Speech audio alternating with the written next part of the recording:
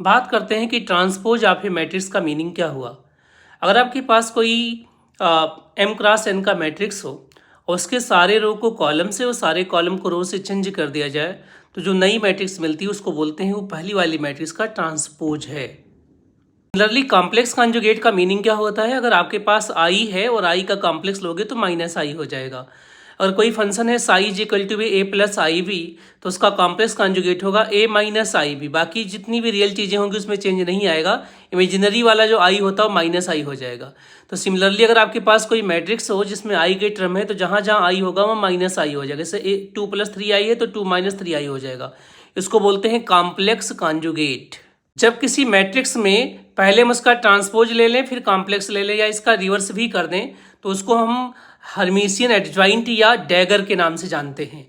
अगर हम इसको क्वांटम मैकेनिक्स में अप्लाई करें तो क्वांटम मैकेनिक्स कहता है अगर किसी ऑपरेटर का डैगर यानी कि उसका ट्रांसपोज लीजिए फिर उसका आप कॉम्प्लेक्स कॉन्जुगेट लीजिए, उसके बाद भी वैल्यू सेम ही आ जाए, वही ऑपरेटर वापस आ जाए, तो ऐसे ऑपरेटर को हम बोलते हैं हर्मिशियन ऑपरेटर। और अगर हम किसी ऑपरेटर का डैगर लें और वो माइनस के साथ आता है तो उसको बोलते हैं एंटी हर्मिशियन। अब हम देखते हैं डैगर की क्या क्या प्रॉपर्टी। डैगर की प्रॉपर्टीज में क्या है, ए डैगर का डैगर ए होता है, ए डॉट बी का डैगर लेंगे तो बी आगे आ जाएगा, मतलब बी डैगर ए डैगर हो जाएगा। ए प्लस माइनस बी का डैगर लेंगे तो ए का डैगर प्लस माइनस बी का डैगर।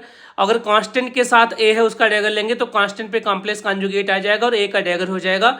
ए डैगर का पावर एन लोगे तो ए की पावर एन का डैगर हो जाएगा, और अगर एक्स की पावर एक्स का डैगर लोगे तो एक्स आएगा, डी डी एक्स का डैगर आपका माइनस डी डी एक्स आता है।